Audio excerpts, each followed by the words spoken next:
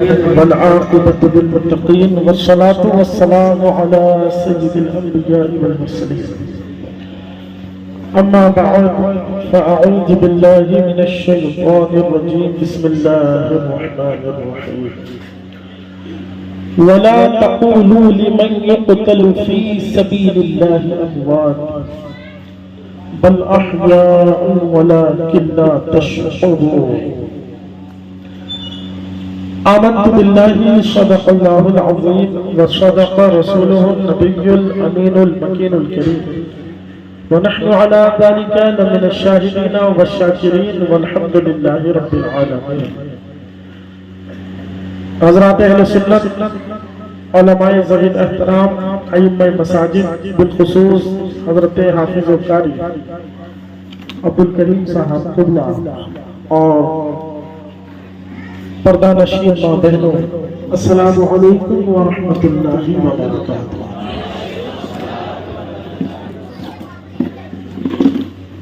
आइए आप और हम सब मिलकर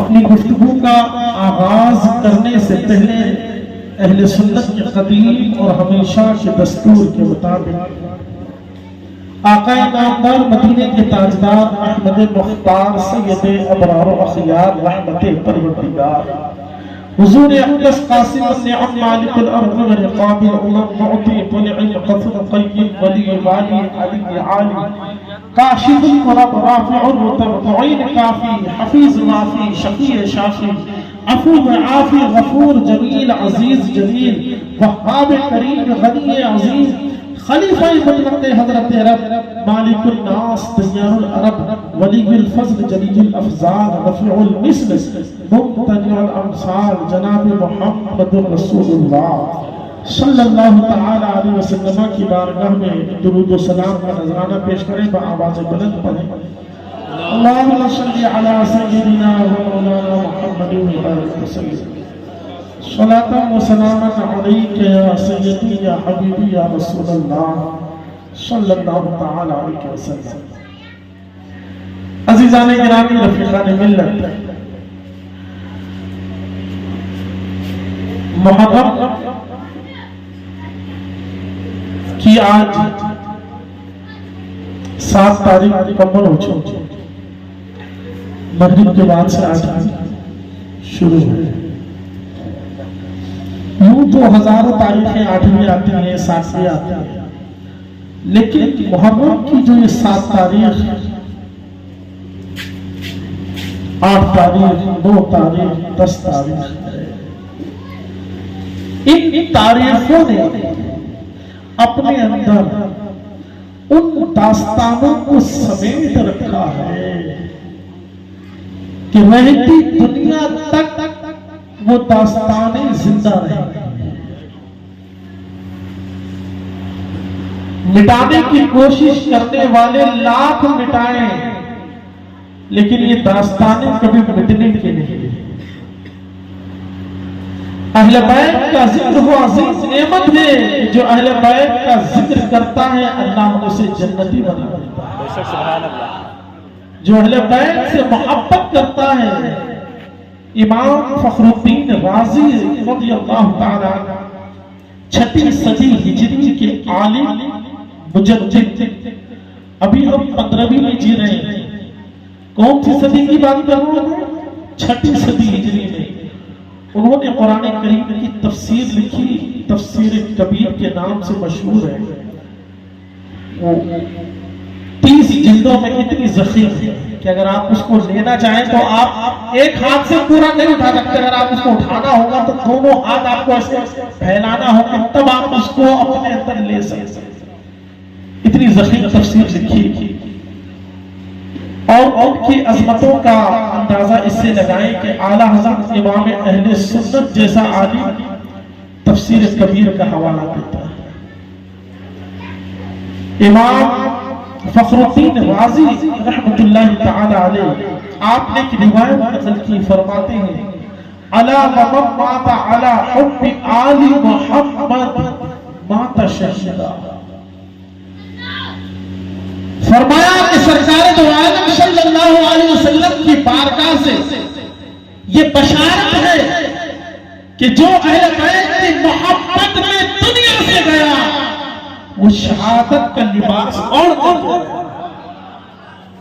वो शहादत की मौत के साथ गया। आज लोग इस बात की फिक्र करते हैं कि फला वहाबी हो गया, फला अहले हदीस हो गया, फला नाज़ी हो गया, लेकिन क्या करेंगे तो रिश्तेदार उसके जाना तो पड़ेगा। अगर उसके यहाँ नहीं गए तो फिर हमारे यहाँ कौन आएगा? हम मर गए तो हमारी मैयत में कौन आएगा?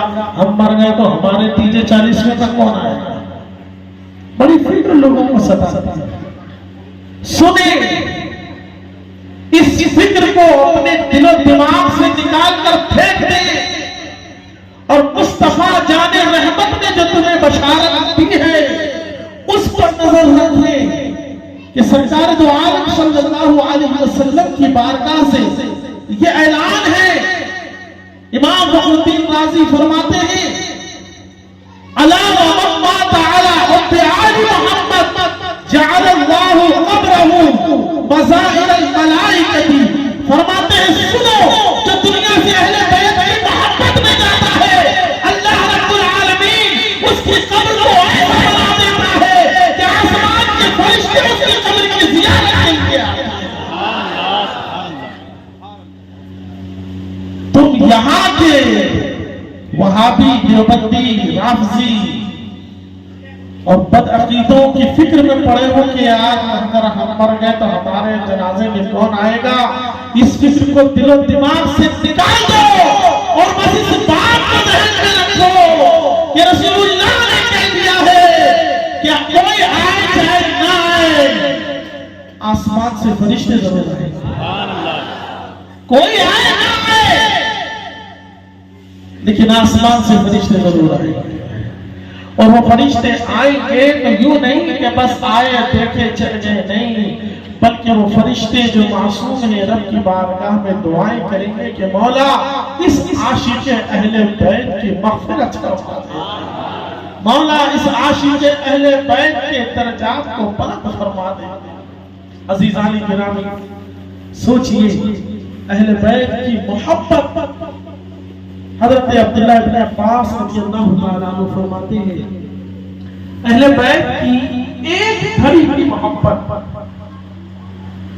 अहले बैत की एक घड़ी की मोहब्बत फरमाते साल भर की इबादत से बेहतर। कितने? साल भर की इबादत से बेहतर।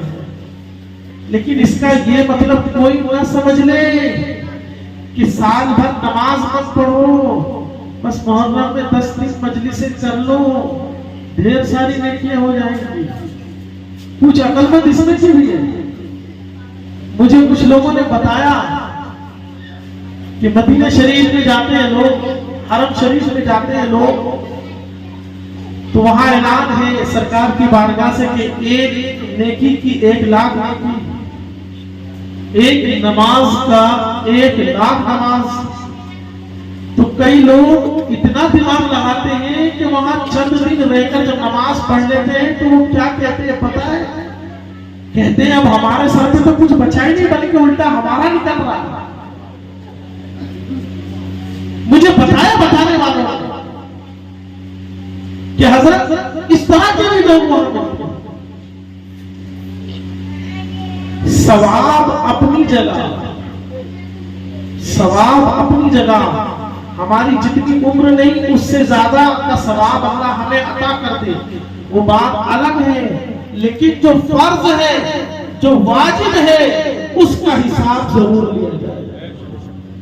बात आई समझ में? कुछ लोग सोचते हैं यार ये कर लो तो जन्नत, वो कर लो तो जन्नत, ऐसा कर लो तो जन्नत। यकीनन जन्नत है, लेकिन इसका यह मतलब नहीं है कि आपसे नमाज का सवाल नहीं होगा, रोजे का सवाल नहीं होगा, हज और ज़कात का सवाल नहीं होगा, फराइज और वाजिबात का सवाल नहीं होगा। मियां हर चीज का सवाल तो होना है, फराइज और वाजिबात का सवाल तो होना है।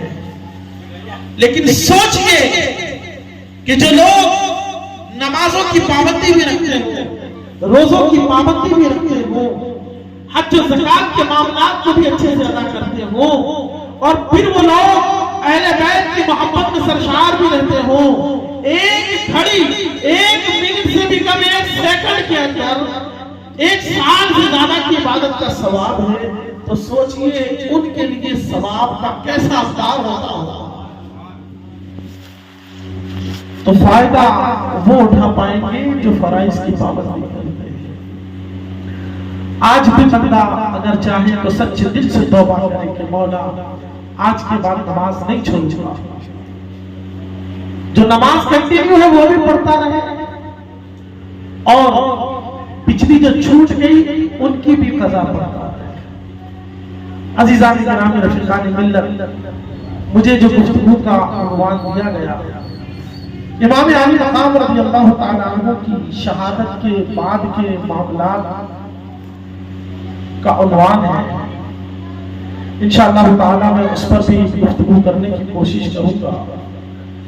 लेकिन याद रखें, कौम को हमेशा वो चीज दी जाए जिसकी उसको वक्त पर जरूरत है।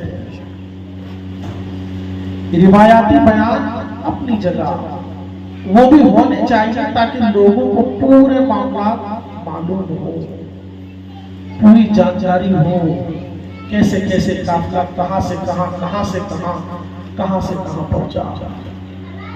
लेकिन अज़मत अहले बैत के कुछ नुकात आप मुलाहिजा करें, वो बताना इसलिए जरूरी है कि इस दौर में, क्योंकि सोशल मीडिया का दौर है, फेसबुक, ट्विटर, व्हाट्सएप, फला फला फला न जाने क्या क्या लोग चलाते हैं। और एक मिजाज हमारी कौम का ये भी हो गया है कि जो आ जाए बस सबको सुनो। राफ़ज़ी शिया आ गया उसकी भी तकरीर सुन ली, अहले हदीस आ गया उसकी भी सुन ली, देवबंदी की भी सुन ली, जो आ रहा है सबसे सुन रहे हैं। अल्लाह, खुदा के वास्ते अपने ईमान की फिक्र करें, अपने ईमान की फिक्र करें। आपको क्या पता कि वो कौन सी चीज किस तरह से तोड़ मरोड़ के पेश करता है। इस वक्त हालात ये हो गए, एक जमाना था कि लोग कहते थे यार ये फला की सोहबत करेंगे बिगड़ गया, फला की सोहबत करेंगे बिगड़ गया। इस वक्त हाल ये है कि जो इलाके पूरे सुन्नी थे, जहां एक घर वहाबियों का नहीं, लेकिन वहां भी लोग वहां भी हो जा रहे हैं, नौजवान वहां भी हो जा रहे हैं, अहले हदीस हो जा रहे हैं। क्यों? उनको तो कोई दोस्त यार नहीं ऐसा, लेकिन फिर कैसे हो जा रहे हैं। बात वही है कि मोबाइल ले लिया है, बैठ गए हैं, बस सुन रहे हैं। यही तो सोहबत है, यही तो बुरी सोहबत है। अब तो लोगों को नजर में नहीं आएगा क्या देखता है क्या नहीं देखता, क्या करता है क्या नहीं करता है। खुदा के वास्ते अपने बच्चों पे नजर रखें कि मोबाइल का इस्तेमाल बस उस हद तक करें जिससे हमारी जरूरतें पूरी हो जाए। ये मोबाइल हमारी कुछ जरूरतें पूरी करने के लिए है, ना कि हम अपनी पूरी जिंदगी ही मोबाइल में बना डालें। हमारी सुबह शाम रात दोपहर सारा मोबाइल में गुजर जाए। बच्चों पर खास तौर से नजर रखें, बिल्कुल सख्ती के साथ। मोबाइलों के मामला इस कदर आ रहे हैं, इस कदर आ रहे हैं, नौजवान बच्चों के मामला भी और बच्चियों के मामला भी, हद दर्जा ये मामला है। खुदा के वास्ते अगर अमन चाहते हो तो इस मोबाइल की वबा को उतना ही इस्तेमाल करो जितना इससे हम फायदा उठा सकते हैं, बस जरूरत के लिए। वरना थोड़ा सा और 10 साल गुजरेगा ना, ऐसा तबाही का मंजर हमारी आंखों के सामने आने वाला है कि हम कुछ नहीं चल पाएंगे। रोकथाम अभी से करनी होगी। इमाम आली मकाम रज़ियल्लाहु ताला अन्हु चाहते तो बहुत पहले ही जंग खड़ी कर चुके होते। इमाम आली मकाम चाहते तो अलग ऐलान जंग छेड़ देते, लेकिन नहीं, आपने हिकमतों के तकाजों को पूरा किया कि उम्मत के अंदर कम से कम कुर्बानियां देकर किस तरह से कामयाबी हासिल की जा सकती है, आपने उस रास्ता को अपनाया। इमाम आली मकाम रज़ियल्लाहु ताला अन्हु की अज़मत और शान का क्या बयान है। हज़रत अबू हुरैरा रज़ियल्लाहु ताला अन्हु आप बयान फरमाते हैं, पता पहले ये रहा था कि लोग शियों की फला की तकरीरें सुन रहे हैं और आमतौर पर लोग अरे यार ये सहाबा अहले बैत से बुग़्ज़ रखते थे, सहाबा अहले बैत से दुश्मनी रखते थे, झूठी झूठे किस्से कहानी मन गढ़ंत चीजें। क्योंकि याद रखें सहाबा के इस्लाम के दुश्मन सरकार के जमाने में भी थे, उसी जमाने से यहूदियों ने नसरानियों ने तरह तरह के फितनों ने वो बीज छोड़ दिए थे, वो झूठे किस्से छोड़ दिए थे, किताबों में लिख दिए थे, ताकि आगे ये चीज जब पहुंचे तो मुसलमानों के दरमियान इख्तिलाफ हो जाए, मुसलमान दो गुटों में नजर आए। यहूदियों की इसी साजिश की वजह से मुसलमान गिरोहों में बढ़ते चले। तो एक शोशा ये छोड़ा जाता है कि माअज़ल्लाह सहाबा अहले बैत से बुग़्ज़ रखते थे।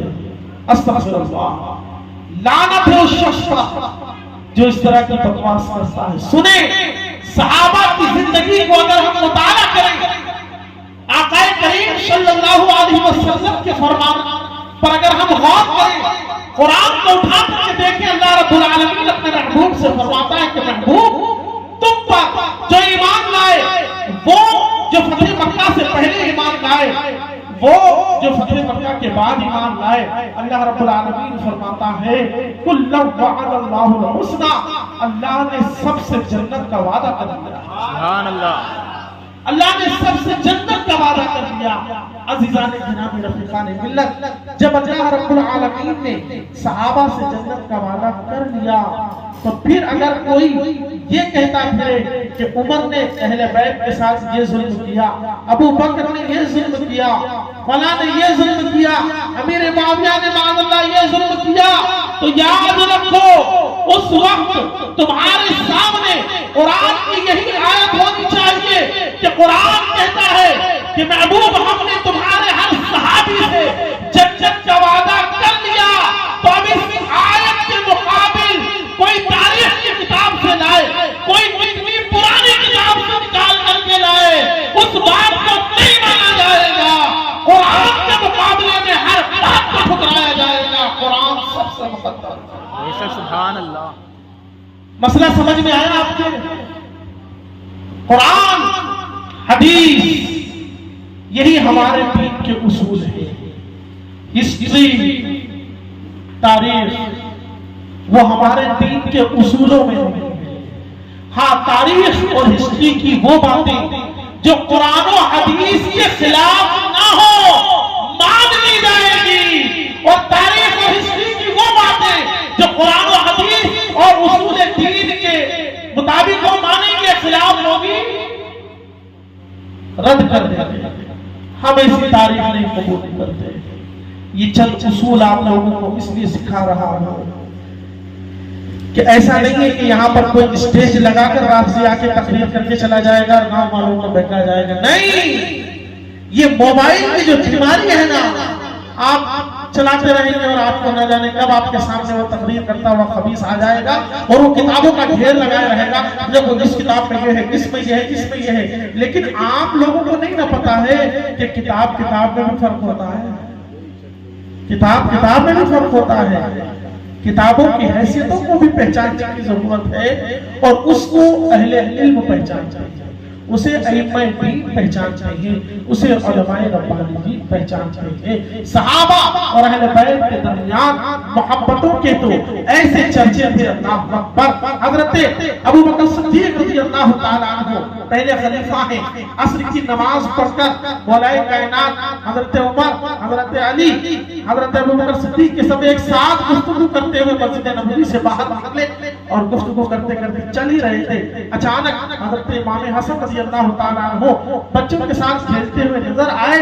हजरत अबू बकर सिद्दीक देखे आप कुर्सी खिलाफत पर हैं, अमीरुल मोमिनीन है, सहाबा से गुफ्तगू कर रहे हैं, बहुत अहम मामला पर गुफ्तगू चल रही रही है, लेकिन जब शहजादे पर नजर पड़ी तो अबू बकर सिद्दीक रज़ियल्लाहु ताला अन्हु उनके चेहरे को देखकर ऐसे मस्त हुए, ऐसे डूब गए कि क्या गुफ्तगू हो रही थी वही भूल गए, क्या गुफ्तगू चल रही थी वो सब छोड़ दी और हजरत अबू बकर सिद्दीक रज़ियल्लाहु ताला अन्हु इमाम हसन के पास गए और पीछे से ऐसे अपने हाथों से हजरत इमाम हसन को चिपका लिया, सुभान अल्लाह। और चिपकाने के बाद इमाम हसन के चेहरे को बोसा दिया और जब हजरत अली ने देखा तो हजरत अली से सैयदना अबू बकर सिद्दीक फरमाते हैं, ए अली, हसन का चेहरा तुमसे नहीं मिलता, मुस्तफा से हूबहू मिलता। सुभान अल्लाह, सुभान अल्लाह।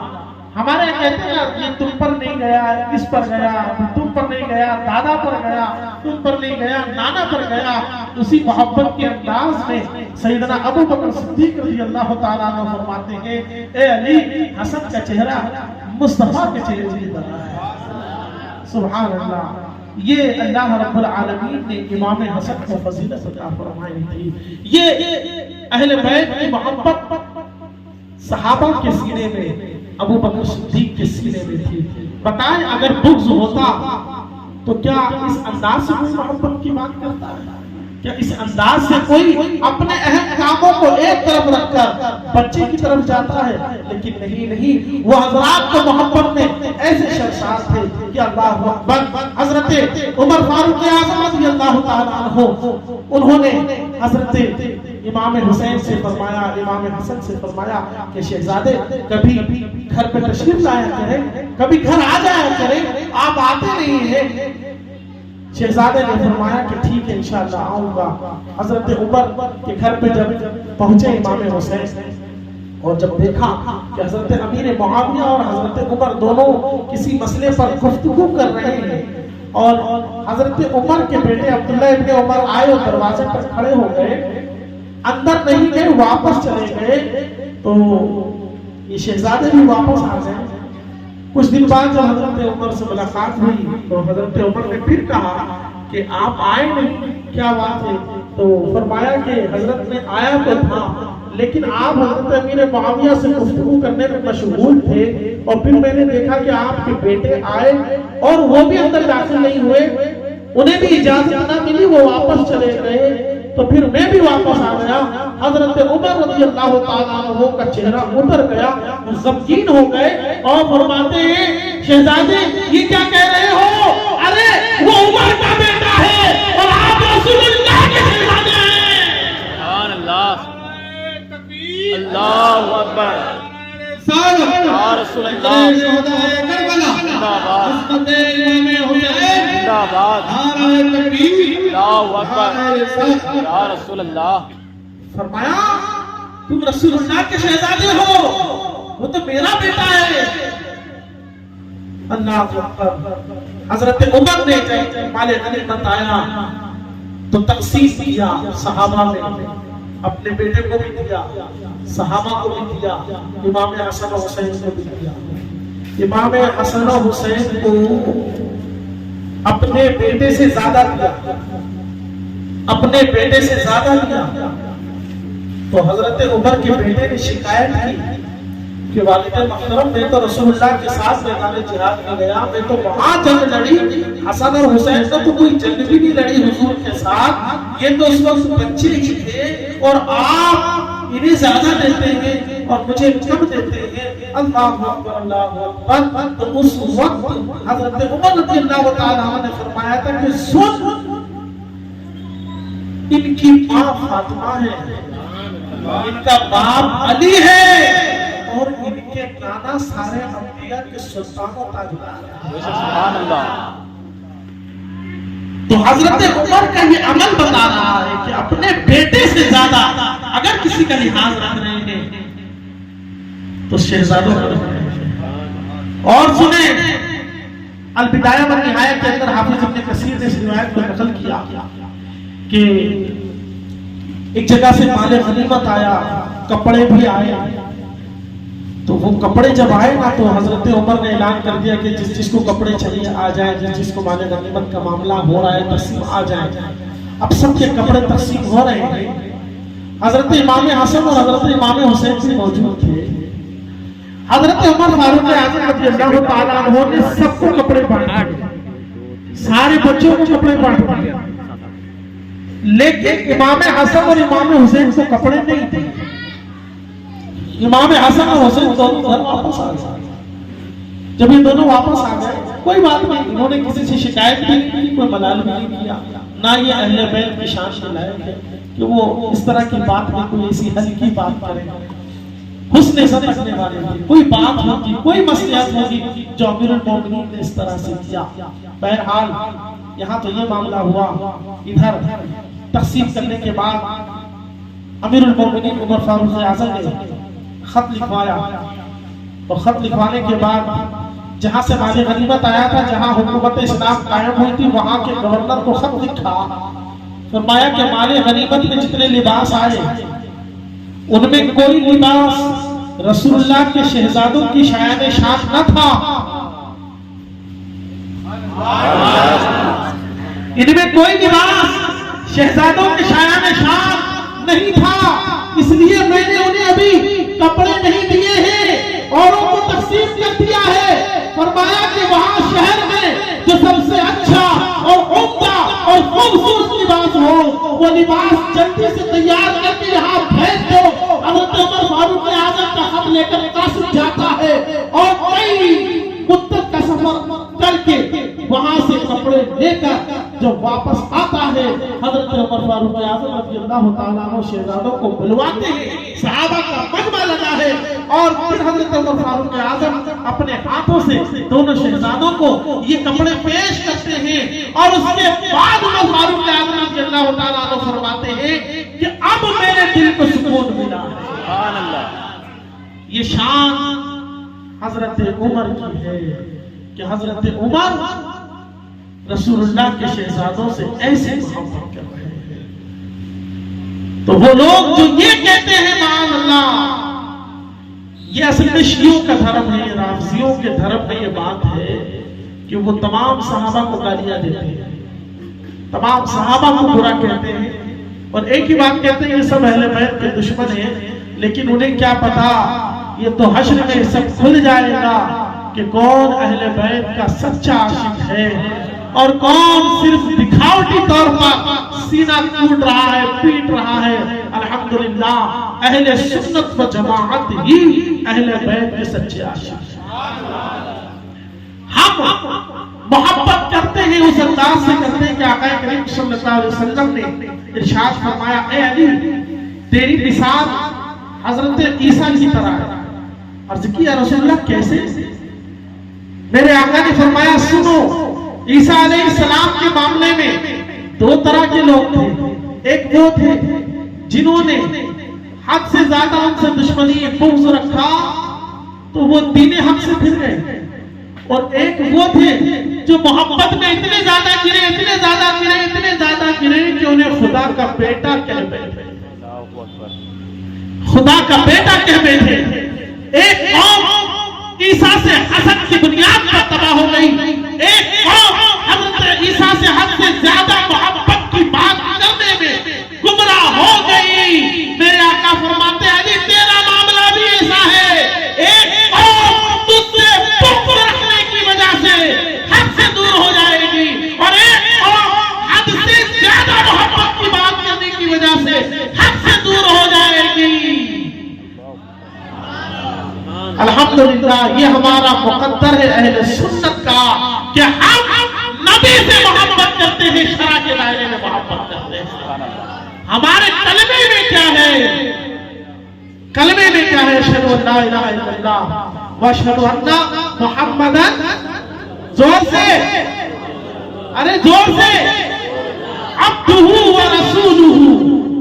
हाँ अक्सर लोग अब्दहु पढ़ते हैं, इसको आज सही कर लेना, अब्दुहु। हाँ अब्दहु नहीं बोलना, क्या बोलेंगे? अब्दुहु। आमतौर पर लोगों की जुबान पे ये रहता है अब्दहु व रसूलुहु, अब्दुहु व रसूलुहु, दाल पर ज़ेर है, अब्दुहु व रसूलुहु। क्या मतलब? हम गवाही देते हैं कि मोहम्मद सल्लल्लाहु अलैहि वसल्लम अल्लाह के बंदे और रसूल हैं। हम रसूल भी मानते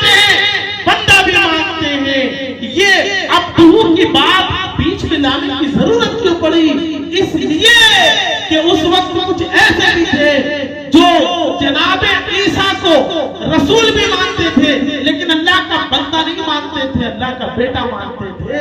तो रसूल कायनात सल्लल्लाहु अलैहि वसल्लम जब दुनिया में मबऊस हुए तो उन लोगों का रद्द करने के लिए जो नबियों को खुदा का बेटा मानते हैं या छोटा खुदा मानते हैं, उनका रद्द करने के लिए यह ऐलान हुआ कि इस तरह से पढ़ो, अशहदु अन ला इलाहा इल्लल्लाह व अशहदु अन्ना मुहम्मदन अब्दुहु व रसूलुहु। बात आई समझ में? तो हमारे आका अल्लाह के बंदे भी हैं, अल्लाह के रसूल भी है। तो अजीजान गिरामी रफीकान मिल्लत मौला कायनात रज़ी अल्लाह तआला अन्हु से बुग़्ज़ रखने की बुनियाद पर एक खारजी फिरका बना और मौला अली से हद से ज्यादा मोहब्बत की बात करने की बुनियाद पर एक राफ़ज़ी और शिया फिरका बना। और ये इतने मोहब्बत में डूबे, इतने मोहब्बत में डूबे कि इनकी किताबों में बात वाज़ेह तौर पर लिखी और खुद सरकार गौस पाक रज़ी अल्लाह तआला अन्हु ने अपनी किताब हुनत तालिबीन में इस बात को लिखा। आप फरमाते हैं शियों का ये अकीदा भी है कि अल्लाह तबारक व तआला ने जिब्रील को वही लेकर अपना कलाम लेकर भेजा तो जिब्रील गलती से अली के बजाय मोहम्मद को दे गए। रिसालत नबूवत सब कुछ किसके लिए था? अली के लिए था, गलती से जिब्रील यहाँ दे गए। सोचिए कितनी बड़ी जिहालत, कितना बड़ा कुफ्र। ये सिर्फ जिब्रील की बुराई नहीं कर रहे हैं, ये हकीकत में खुदा की बुराई कर रहे हैं कि 23 साल तक कुरान नाज़िल हुआ, अल्लाह रब्बुल आलमीन कलाम दे रहा है, जिब्रील ला रहे हैं और कहाँ दे रहे हैं ये भी अल्लाह को नहीं पता चला। बताया? तो वही बात है कि अक्ल होती तो खुदा से लड़ाई ना लेते, ऐसी बेवकूफी की बात करते हैं कि अल्लाह तेरी पनाह। मौला अली को तमाम अंबिया से अफजल मानता, कुरान को अधूरा मानता कि कुरान में आयतों में कमी कर दी गई। अहले बैत की शान में जो आयतें थी उनको मानना निकाल दिया गया। बताएं क्या ऐसा हो सकता है? कुरान में तब्दीली हो सकती है? अरे पूरी दुनिया आज भी सर जोड़ के फिरी हुई है, लेकिन आज भी कोई कुरान में तब्दीली नहीं कर सका और ना कयामत तक कोई कर सकता है। कौले मोहम्मद कौले खुदा, फरमान न बदला जाएगा, बदलेगा जमाना लाख मगर कुरान न बदला जाएगा। पूरी दुनिया लग जाएगा मगर कुरान को तब्दील नहीं कर सकती, इसलिए कि कुरान आपकी हमारी ताकत से महफूज नहीं है, अल्लाह रब्बुल आलमीन की कुदरत से महफूज है। उसकी हिफाजत का जिम्मा अल्लाह रब्बुल आलमीन ने लिया है। अज़ीज़ान गिरामी रफ़ीक़ान मिल्लत, तो इस बात को ज़हन में रखें कि सहाबा अहले बैत से बेपनाह मोहब्बत करते थे और हम अहले बैत से मोहब्बत करते हैं तो शरीयत के दायरे में करते हैं। जितना शरीयत ने कहा है उतनी मोहब्बत करते हैं, हद से ज्यादा बढ़कर हम अहले बैत तो दूर नबी से भी मोहब्बत नहीं करते, नबी से भी मोहब्बत करते हैं, लेकिन उसके बावजूद भी नबी को खुदा नहीं कहते, खुदा का बंदा ही कहते। नबी से मोहब्बत इतनी है कि नबी के नाम पर जान दे दे, घर लुटा दे, सब कुछ कर दे, लेकिन उसके बावजूद मुसलमान अपने नबी को अल्लाह का बंदा मानता है, खुदा नहीं मानता। हाँ ये बात और है कि बंदा तो मानता है, लेकिन ऐसा बंदा मानता है कि अल्लाह की सत्ता बकदर शान है, ये इंसान नहीं, इंसान वो इंसान है। ये कुरान तो ईमान बताता है इन्हें, और ईमान ये कहता है मेरी जान है। मालिक कौनैन है, गो पास कुछ रखे नहीं, दो जहां की नेमतें हैं इनके खाली हाथ में। अज़ीज़ान गिरामी रफ़ीक़ान मिल्लत, अहले बैत की मोहब्बत और सहाबा के ताल्लुक से मुख्तसर से ये गुफ्तगू करनी थी। अब मैं अपनी गुफ्तगू का उन्वान करबला के मामलात के बाद की तरफ लेकर के आ रहा हूँ। इमाम आली मकाम रज़ियल्लाहु ताला अन्हु को शहीद कर दिया गया। आपके भांजों भतीजों शहजादों को शहीद कर दिया गया। अब ये काफिला अब्दुल्ला बिन साद की तरफ, इब्ने साद की तरफ रवाना होना। अहले बैत की शहजादियों को ऊँटनियों पर बांधकर ऊँट की नंगी पीठ पर, एक होता है कि पालान बांधते हैं ताकि आराम से आदमी सुकून से बैठा जाए, एक होता है यूं ही पीठ पर लद गए, उस अंदाज में उनको लाद कर बांध कर आगे रवाना किया गया। इमाम आली मकाम रज़ियल्लाहु ताला अन्हु के सरे मुबारक को नेज़ों पर बुलंद किया और भी कई अफराद के सरों को साथ में दिया गया और ये काफिला रवाना हुआ। अल्लाहु अकबर, अल्लाहु अकबर। इब्ने साद बदनिहाद ने ऐलान कर दिया, खुशी मनाओ, नक्कारे बजाए गए, ढोल बजाए गए, इस बात की खुशी मनाई गई कि हम जीत गए, हम जीत गए। उन्हें इस बात का खुमार था कि हम हुसैन को मारने के बाद, हुसैन को शहीद करने के बाद भी हम मोमिन हैं। उन्हें इस बात का खुमार था कि हम कलमा पढ़ने वाले हैं। अल्लाहु अकबर। इमाम आली मकाम रज़ियल्लाहु ताला अन्हु को शहीद करने के बाद कई लंबा सफर करके इब्ने साद की तरफ जब ये काफिला रवाना हुआ, कई मंजिलों को तय करने के लिए अलग अलग पड़ाव पर उन्हें रुकना हुआ। वाक़यात तो आपने कई बार सुने होंगे, लेकिन अल्हम्दुलिल्लाह ये अहले बैत अतहार के वाक़यात ऐसे वाक़यात हैं जब जब सुनते हैं हर बार हमारे ईमान में ताज़गी पैदा होती है। अल्लाह अकबर। यही तो अल्लाह वालों की जिंदगी है, यही तो उनकी शान है। अज़ीज़ान गिरामी, मेरी तरफ तवज्जो करें, मेरी तरफ तवज्जो रखें, हाँ मेरी तरफ तवज्जो रखें। थोड़ा बहुत भी इधर कुछ हो रहा होने तो कौन जा रहा है जा जाए, आप मेरी तरफ तवज्जो रखें। गुफ्तगू माशाअल्लाह आप लोग बहुत ही संजीदा अंदाज में सुन रहे हैं। अल्लाह आप लोगों को सलामत रखे और इतना प्यारा जज्बा अल्हम्दुलिल्लाह दिल से दुआएं निकलती हैं कि हमारे हाफिज और कारी अब्दुल करीम साहब ने और नौजवानों ने और आप लोगों ने मिलकर अल्हम्दुलिल्लाह इतना शानदार जिक्र हुसैन सुनने का माहौल बनाया अल्हम्दुलिल्लाह कि आज ये आपकी 8वीं मजलिस हुई है, 8वीं मजलिस। सुभान अल्लाह। अल्लाह तबारक व तआला आप हजरात की इन कोशिशों को कबूल फरमाए और मौला नजर बद से महफूज फरमाए। तो बड़े अच्छे अंदाज में आप लोग सुन रहे हैं। अजीज़ान गिरामी, अर्ज कर रहा था कि ये हजरात ऐसे हैं कि इनकी दास्तान जब जब सुने हर बार ईमान में ताज़गी पैदा होती है, हर बार ईमान में ताज़गी पैदा होती है। ये काफिला रवाना हुआ और एक गिरजा के करीब रुका। जब गिरजा के करीब रुका, इमाम आली मकाम रज़ियल्लाहु ताला अन्हु के सरे मुबारक को नेज़े से नोक फंसा करके और नेज़े को जमीन पर गाड़ करके रखा हुआ था। जब गिरजा के पादरी ने इस चीज को देखा, उसने इमाम आली मकाम रज़ियल्लाहु ताला अन्हु के सरे अनवर को देखा तो उसकी आंखों में अल्लाह ने ऐसा नूर दिया कि अब उसकी आंखों से पर्दे हट गए और आसमान से जो नूर बरस रहा था उसे नजर आ रहा। ये जालिम जितने थे इन्हें नहीं दिख रहा था, लेकिन उस पादरी को नजर आ रहा था। उस पादरी ने जाके पूछा कि ये कौन है, किसका सर लाए हो? तो बताने वाले ने बताया कि हम मोहम्मद सल्लल्लाहु अलैहि वसल्लम के नवासे का सर लाए।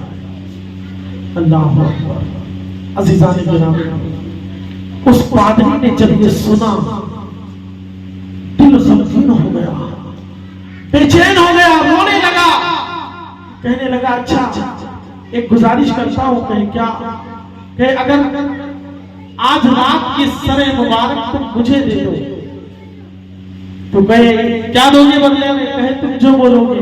उन्होंने चंद अशरफियों का सवाल किया, उसने कहा ठीक है दे देंगे। पादरी ने सरे मुबारक को लिया, अंदर ले गया। इमाम अली मकाम रज़ी अल्लाह ताला अन्हु के सरे अनवर को एक थाल में रखा, पानी लाया, पानी से इमाम अली मकाम के सरे मुबारक को धुला, साफ किया, जो गर्द लगी हुई थी, जो खून लगा हुआ था उसे साफ किया, कपड़े से पोंछा, इत्र लगाया, खुशबू लगाई, ऊंचे मकाम पर रखा और इमाम अली मकाम के चेहरे अनवर को देखता रहा। वो कहता है कि मैं रात भर इमाम अली मकाम के चेहरे को देखता रहा। मैं देख रहा था कि मेरे सर पर छत तो थी, लेकिन इस छत के बावजूद भी आसमान से दूर डायरेक्ट इनके चेहरे पर आ रहा था और इनके चेहरे से वापस आसमान पर जा रहा था। और कुछ परिंदे मंडरा रहे थे, गोया वो शमा के गिर्द कुर्बान होने को तैयार है।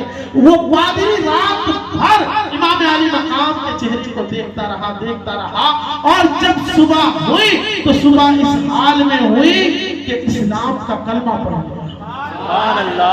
सुबह इस हाल में हुई कि उसने मुस्तफा जाने रहमत की शरीयत को कबूल कर लिया और उन जालिमों ने जो रकम का मुतालबा किया था वो रकम उन्हें दे दी और उसके बाद वो अहले बैत के साथ हो गया। रिवायात बताती है कि पूरी जिंदगी वो अहले बैत का गुलाम बन के रहा और उसी अंदाज से दुनिया से अल्लाह अकबर। ये इमाम अली मकाम रज़ियल्लाहु ताला अन्हु के सरे अनवर का मामला है। जब इब्ने साद के इलाके में इमाम अली मकाम का सर पहुंचा, रात का वक्त था, ये काफिला जब वहां से पहुंचा, अल्लाह अकबर, एक तिलावत करने वाला सूरह कहफ की तिलावत कर रहा था। सूरह कहफ में क्या मामला है? सूरह कहफ में मामला यह है कि कुछ लोग थे जिनको अल्लाह रब्बुल आलमीन ने अपनी कुदरत से कई सौ बरस के बाद वापस जिंदा फरमा और वो लोग आबादी में आए, लोगों से मिले, कई बरस जिंदा रहे। उसकी तिलावत बंदा सूरह कहफ की कर रहा था। इमाम अली मकाम का सरे मुबारक नेज़े पर जा रहा है। उस वक्त जब इमाम अली मकाम का सरे मुबारक उस कुरान की तिलावत करने वाले के घर के सामने से गुजरा और इमाम अली मकाम के सरे अनवर ने जब उसे इसको तिलावत करते हुए देखा तो इमाम अली मकाम की जुबान मुबारक से बात निकली। फरमाते हैं कि सुन, असहाबे कहफ के वाक़ये से ज्यादा हमारा वाक़या ताज्जुबखेज़ है। असहाबे कहफ के वाक़ये से ज्यादा हमारा कत्ल किया जाना, हमारा शहीद किया जाना, हमारा हक की खातिर लड़ना, ये ताज्जुबखेज़ है। अल्लाह अकबर। ये इमाम अली मकाम के सरे अनवर ने ये गुफ्तगू की। अल्लाह अकबर। एक शख्स जो अहले बैत का चाहने वाला था, उसने जब देखा कि भीड़ लगी, कि किस बात की भीड़ लगी है, बताने वालों ने बताया कि हुसैन का सर लाया जा रहा है, हुसैन के घर वालों को लाया जा रहा है, यजीद से बगावत करने वालों को जलील और रुस्वा करके घसीट के लाया जा रहा है। अहले बैत की शहजादियों के सरों से दुपट्टे तक जालिमों ने छीन लिए थे। उन शहजादियों के सामने सरे अनवर को लेकर के साथ साथ चल रहे थे। अल्लाह अकबर। वो बंदा साइड में हटता है, आंखों से आंसू आते हैं, क्या करूं। वो बंदा अहले बैत के चाहने वाला करीब गया और अपने सर को नीचे झुकाया। लोग तो अपने हा ही में लगे हुए थे, सर को झुकाया, आंखों को ना उठाया और कहने लगा, ए रसूलुल्लाह के घर की शहजादियों, मैं बड़ा अदना शख्स हूँ, मैं क्या कर सकता हूँ, मैं मजबूर हूँ, लेकिन आप बताएं अगर कोई काम ऐसा हो जो मेरे लायक हो तो मैं कर सकूं। तो अहले बैत की शहजादियों ने उससे कहा था, सुनो, ये जो हमारे आगे आके नेज़ा लेकर चल रहा है, जिस पर हमारे इमाम का सर है, इस सर को देखने की वजह से भीड़ की सारी तवज्जो यहाँ पर होती है और हमारे सरों पर दुपट्टे भी रहते हैं। लोग जब भीड़ की भीड़ इधर देखती है तो हमें हया आती है, हम पर एक कयामत का मंजर टूटता है, हमारी रूह कांप जाती है कि हम तो वो हैं कि हमारे घर में तो जिब्रील थे, हमारे घर में तो फरिश्ते भी मेरी इजाजत नहीं आते थे, और आज जालिमों ने वो मौका ला करके खड़ा कर दिया है कि भीड़ की भीड़ हमारा तमाशा देख रही है, अगर तुम किसी तरह से इसे दूर कर सके। उसने कहा कि जैसा आपका हुक्म है। वो बंदा धीरे से उस नेजा पकड़ने वाले के पास गया और किसी हिकमत से कोई बात कही कि यार यहाँ से ठीक नहीं दिखता, थोड़ा और आगे हो जा। नहीं यार आगे नहीं जाऊंगा। उसने जेब से कुछ माल निकाला और उसको दिया और कहा कि थोड़ा आगे चल। वो माल की लालच में वो अहले बैत की शहजादियों से दूर आगे की तरफ चला गया। अब लोगों की तवज्जो उससे हट गई, इमाम आली मकाम के सरे अनवर की तरफ रही। अज़ीज़ाने गिरामी, बताना ये चाहता हूँ कि जरा सोचिए तो सही कि अहले बैत की शहजादियां जिनके सामने उनके इमाम का सर अनवर है। हमारे यहाँ तो बाप 70 साल 60 साल का होने के बाद, सारी चीजें करने के बाद, सारे ऐश आराम, सारी ख्वाहिशात पूरी करने के बाद भी अगर इंतकाल हो जाए तो लड़कियों का, औरतों का हाल ये होता है कि ऐसे पछाड़े मारती हैं कि कपड़ा कहाँ जा रहा है, दुपट्टा कहाँ जा रहा है, क्या दिख रहा है क्या नहीं दिख रहा है, हम कितने पर्दों के बीच में, हमें कौन देख रहा है कौन नहीं देख रहा है, किसी बात की परवाह नहीं होती है। बेतहाशा पछाड़े मारे। ए रसूलुल्लाह सल्लल्लाहु अलैहि वसल्लम की कनीजों, जरा सोचो, तुम अपनी अजमत को पहचानो कि जिनकी तुम कनीजें हो, रसूलुल्लाह के घर की वो मुक़द्दस शहजादियां, वो मुक़द्दस ख़वातीन, उनका तर्ज अमल क्या था। इतना बड़ा सानेहा, बच्चों को भी कत्ल कर दिया गया, बड़ों को भी, भाइयों को भी, भतीजों को भी, जो मेन सरपरस्त थे उनको भी, सबको तो कत्ल कर दिया गया, शहीद कर दिया गया। ऐसे वक्त में भी उन्हें अगर लिहाज है तो हया का लिहाज है। ऐसे वक्त में भी उनका ख्याल इस तरफ है कि बेपर्दगी हो रही है, उनका ख्याल इस तरफ है कि लोग हमें देख रहे हैं। सोचिए मेरे आका सल्लल्लाहु अलैहि वसल्लम के उस घर में शहजादियों की परवरिश किस अंदाज से होती होगी कि ऐसे आलम में भी जिनके हाथ से शरीयत मुस्तफा का दामन ना छूटे, उन शहजादियों का आलम क्या होगा। और क्यों ना हो कि ये शहजादी भी उनकी शहजादी है जिनके बारे में इमाम आली मकाम रज़ियल्लाहु ताला अन्हु के सच्चे आशिक आला हज़रत इमाम अहले सुन्नत फरमाते हैं कि जिसका आंचल न देखा महो महर ने, उस विदाई नज़ाफ़त पे लाखों सलाम। सैयदा ज़ाहिरा तैयबा ताहिरा जाने अहमद की राहत पे लाखों सलाम। सुभान अल्लाह, सुभान अल्लाह। अज़ीज़ाने गिरामी, किसकी कलेजे के साथ वो दास्तान सुनाई जाए, कैसे बताया जाए। इमाम आली मकाम रज़ियल्लाहु ताला अन्हु का सर जब इब्ने साद के सामने रखा गया, इमाम आली मकाम का सर अनवर थाल में था, एक तश्त में रखा गया। इब्ने साद बदनिहाद के हाथ में एक छड़ी थी। इमाम आली मकाम के होठ मुबारक को उठाया, दाम मुबारक आपका चमकने लगा तो कहने लगा दाम कितना खूबसूरत है, मैंने ऐसा दाम नहीं देखा। एक सहाबी बूढ़े थे, वो रो पड़े, चीख निकल गई, फरमाया ए इब्ने साद अपनी छड़ी को हटा, मैंने परसों रसूलुल्लाह को इन होठों को चूमते हुए देखा, मैंने रसूलुल्लाह को इन होठों को चूमते हुए देखा है। वो सहाबी बर्दाश्त न कर सके, बूढ़े थे, चिल्ला उठे। वो कहने लगा इब्ने साद अगर तू बूढ़ा ना होता तो तुझे कोड़े लगाता। वो सहाबी रसूल लोगों से कहने लगे, लोगों तुमने रसूलुल्लाह के शहजादे के साथ बगावत की है, तुमने उनके साथ जिक्र किया और तुमने मरजाना के जने को अपनाया है। सुन लो, तुम्हारे अच्छे अच्छे कत्ल किए जाएंगे और अल्लाह रब्बुल आलमीन उस पर भी तुम्हें नहीं छोड़ेगा, यहाँ तक कि तुम्हारे सर पर हमेशा हमेशा का अज़ाब मुसल्लत कर दिया जाएगा। वो सहाबी रसूल वहां से होते हुए चले गए। इमाम आली मकाम रज़ियल्लाहु ताला अन्हु के साथ ये बदसलूकी की। इब्ने साद ने हजरत इमाम ज़ैनुल आबिदीन की तरफ देखा। इमाम ज़ैनुल आबिदीन से जब उसने गुफ्तगू की, इमाम ज़ैनुल आबिदीन का जो तेवर उसने देखा तो वो घबरा गया और इमाम ज़ैनुल आबिदीन को कत्ल करने के लिए वो मुस्तैद हुआ।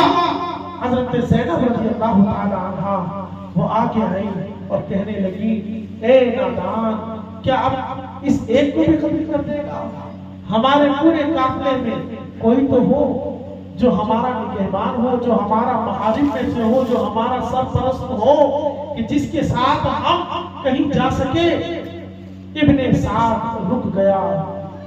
उसके बाद इमाम अली मकाम रज़ियल्लाहु ताला अन्हु के सर मुबारक और काफिले को दमिश्क में यजीद के पास भेजा गया और फिर यहाँ से यजीद के पास वो काफिला पहुंचा।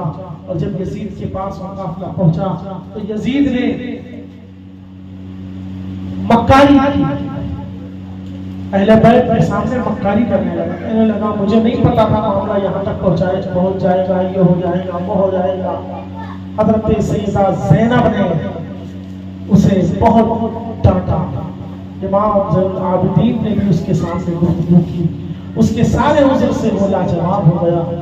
उसके बाद यजीद ने चंद सिपाहियों को कहा कि जाओ और इन्हें मदीने छोड़ करके आओ। इमाम अली मकाम रज़ियल्लाहु ताला अन्हु का सर अंदर लेकर फिर ये काफिला मदीने की तरफ रवाना हुआ। मदीने की तरफ रवाना हुआ।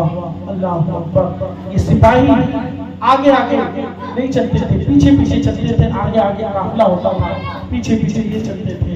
अहले बैत की शहजादियों की जरा पाकीज़गी तो मुलाहिजा फरमाएं कि वो शहजादियां उन सिपाहियों को बुलाती हैं और कहती हैं कि अगर तुम मेहरबानी करो तो हमसे आगे आगे चलो। तो कहा, क्यों, किस लिए आगे आगे चले?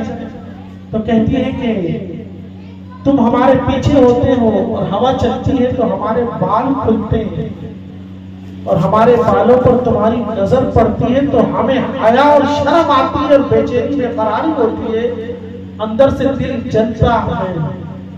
सोचिए जरा, ये पर्दे का एहतमाम, ये तहारत और पाकीज़गी, इसका एक छींटा भी अगर हमारे घर की ख़वातीन को मिल जाए, हमें मिल जाए, तो पूरी कौम तरक्की और उरूज पर है।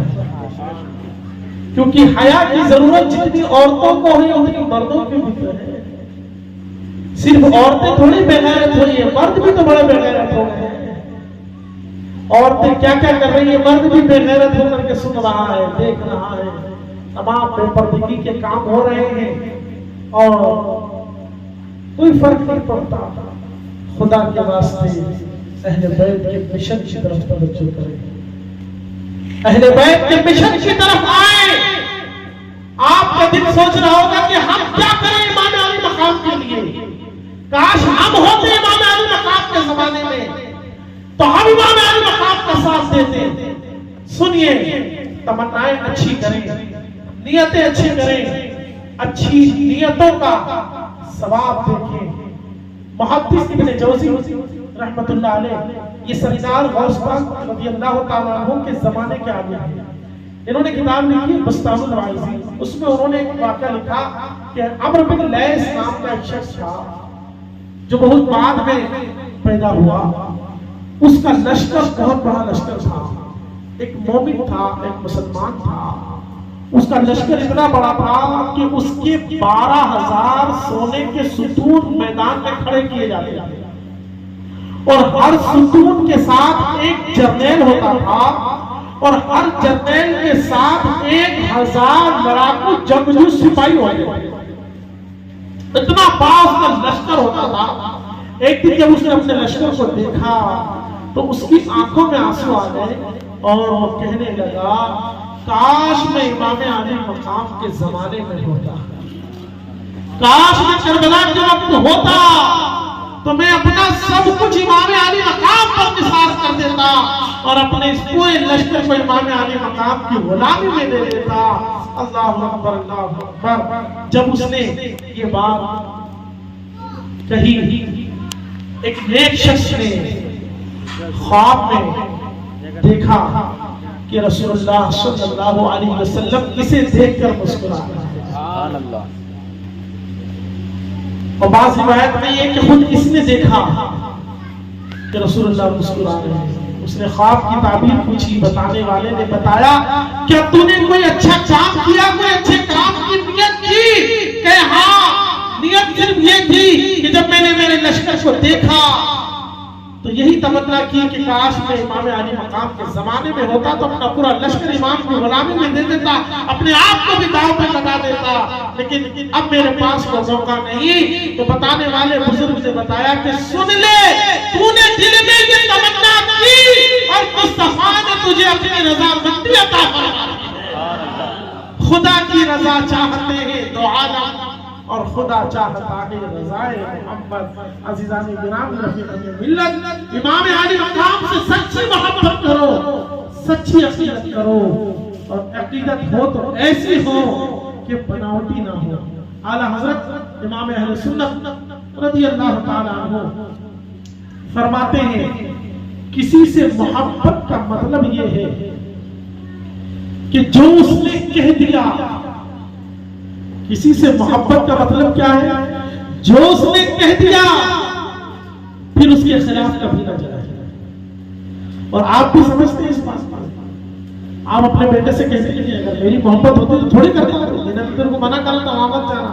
अगर मेरी तेरे अंदर इज्जत होती तो नहीं जाता, भाई से ही बदला नहीं बोलता। अगर मेरी इज्जत होती तेरे सीने में तो वहां नहीं जाता। तो यार हम अपने बारे में तो सब समझ लेते हैं, सब समझ में आता है हमें कहाँ जाना कहाँ नहीं जाना, कहाँ मेरी इज्जत, कहाँ मेरा वकार, कहाँ मेरी शान, कहाँ मेरा वकार। लेकिन इमाम आली मकाम से जब हम मोहब्बत कर रहे हैं तो इमाम आली मकाम के भी तो वकार को समझो। सहाबा से मोहब्बत कर रहे हैं, मुस्तफा से मोहब्बत कर रहे हैं तो उनके वकार को भी समझो और ये जान लो कि मोहब्बत असल वही मोहब्बत है कि फिर जो कुछ रसूलुल्लाह ने कह दिया उसके खिलाफ नहीं जाना। कोशिश करें। आप सोचेंगे बस अचानक किसी की नजर पड़ जाए और उसी दिन से 5 टाइम के नमाजी भी हो जाए, तहज्जुद भी चालू और एकदम फरिश्ते बन जाए, ऐसा होता है लेकिन ना के बराबर। कभी कोई ऐसा मर्द कलेक्टर होता है जिसकी नजर पड़ जाती है तो ऐसा हो भी जाता है, लेकिन आमतौर पर ऐसा नहीं होता। हमको खुद अपने अंदर तब्दीली लानी है। हम कोशिश करेंगे, कदम आगे बढ़ाएंगे, मस्जिद तक जाएंगे, मस्जिद में नमाज पढ़ेंगे। अभी होता कल की फजर से जाऊंगा, दिन में जोहर का टाइम रहेगा, कल फजर से जाऊंगा। आज फजर छूट गई है, अब कल की फजर से शुरू करूंगा। तो मैं ये किसने बोला कि आज की फजर छूट गई है तो ये 4 भी छोड़ दो?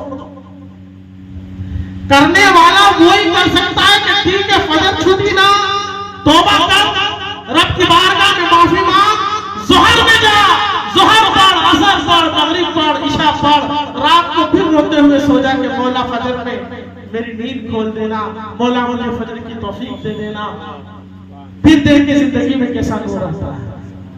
ये फालतू के ढकोसले ये कर ले, फिर ऐसा पसंद, और अभी बस मेरे बच्चे की शादी हो जाए फिर उसके बाद तो बस नहीं आता, ये काम हो जाए फिर तो बस ऐसा लगूंगा मैं, वो मेरी जमीन का जरा मामला फंस गया, जरा वो निपट जाए, उसके बाद तो बस मस्जिद है और क्या हो। ऐसी बात करने वाले कभी कुछ नहीं कर सकते। करने वाले तो तलवार के साए में भी कर सकते। हाँ, वो कह देते हैं अभी जरा जंग से निपट ले, उसके बाद नमाज पढ़ लेंगे। लेकिन नहीं, नमाज भी हो रही है, जंग भी हो रही है, दीन पे अमल भी हो रहा है, जंग भी हो रही है, कुर्बानी भी हो रही है, सब्र भी हो रहा है, सब कुछ हो रहा है। खुदा के रास्ते कदम आगे बढ़ाओ, दीन की तरफ कदम आगे बढ़ाओ, अपनी जिंदगी में कोशिश करो। हम जो कुछ कर रहे हैं कोशिश करो कि वो पहले पता करो ये हलाल है ना, फिर करें, हराम है छोड़ दो, जायज है करो, नाजायज है छोड़ दो, नमाज की तरफ आओ। जब इन चीजों को ऐसे पकड़ के रखोगे, थोड़ा थोड़ा कदम आगे बढ़ाओगे तो इंशाअल्लाह ताला दिल में नूर पैदा होगा, दिल में नूर पैदा होते जाएगा। आप कदम आगे बढ़ाते जाएंगे इंशाअल्लाह ताला पूरी जिंदगी रोशन हो जाएगी, पूरा घर रोशन हो जाएगा, घर के तमाम लोग रोशन हो जाएंगे। अल्लाह ताला हमें कहने सुनने से ज्यादा अमल की तौफीक अता फरमाए।